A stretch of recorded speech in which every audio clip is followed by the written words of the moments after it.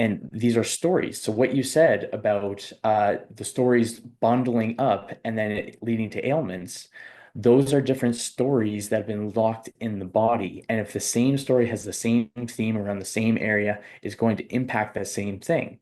It's going to develop over time.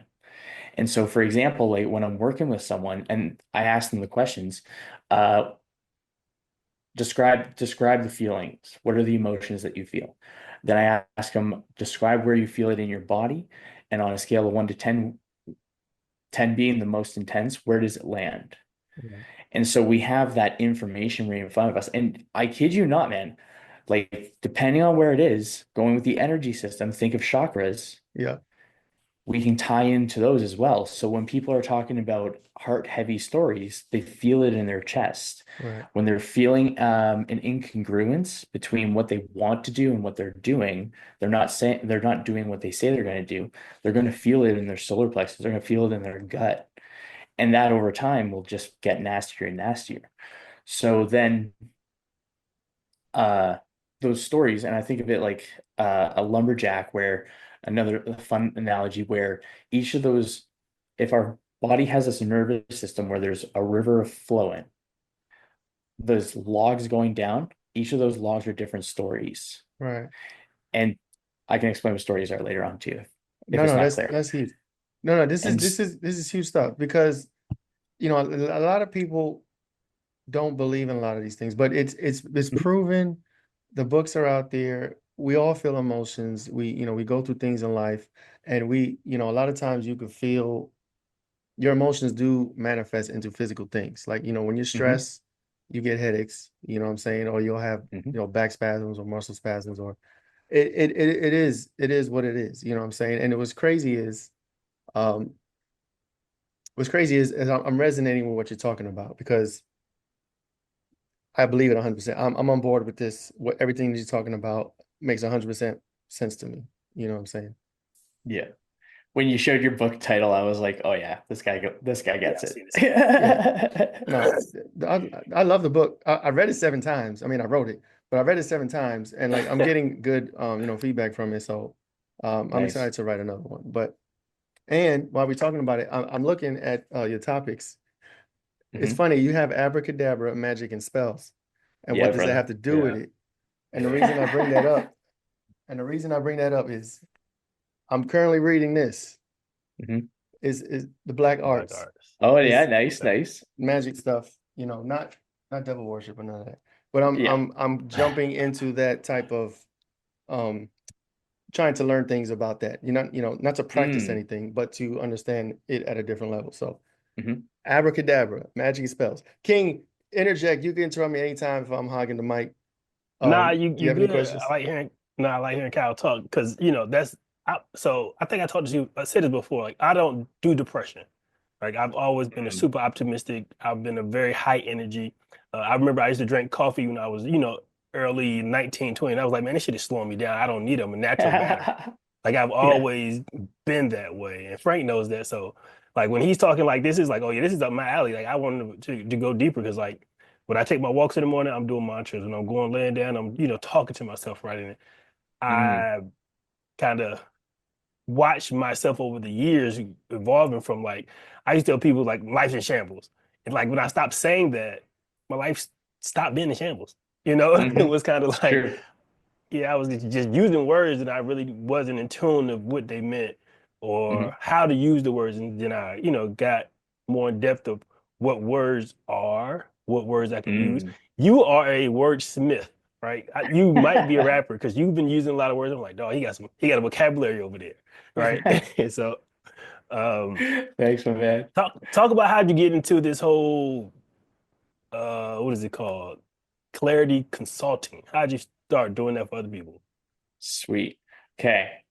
There's 3 points. I'll finish the S and the E, and then I'll answer the question of oh shoot, what was your question? How'd you get into it? How'd I got into it and abracadabra. Okay. Oh, Okay. yeah, we could chop it up. You know, Dude, I want to I hit know. all of those. I'm like putting them right The in magic there. stuff, we can get into magic So, stuff because I post about yeah, we'll okay, get Let's into cool. it. go Okay. for it. So All right. we'll go through it. So, Yeah, somatic of the body, and then experience happens real time. People flesh it out.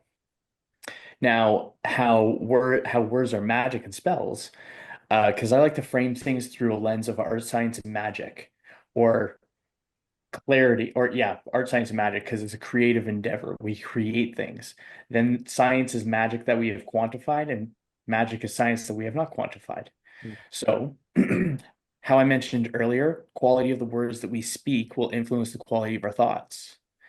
Abracadabra is a 3,000-year-old language, Aramaic. Translated to English, it's with my words I create, Mhm. or influence.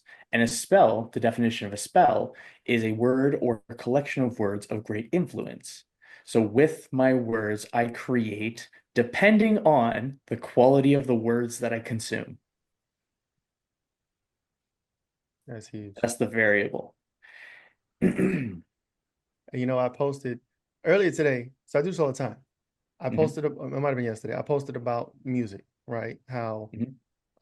the words the words in Yeah. music are repetitive. They're incantations. They're spells, right? Yeah. So if you're singing something and it's a derogatory or it's negative or it's Mhm. minimizing or whatever case have you, and you're singing it and you're repeating it and you sing it in your head and you sing it out loud, you're pretty much spelling, right? You're conducting Mm. spells and incantations. And when it comes to certain types of music Ooh. that people listen to over and over, I used to listen to horrible music. I listen to it now, and I'm like, what the fuck was I listening to? And I was singing, but anyway, it's just information and things that are put out there that is actually detrimental to people's psyche in Mhm. mass, right? And like we have Mm. Oh yeah. we have huge groups, populations of people just consuming poison and then having bad experiences and bad lives and going through certain things and then wondering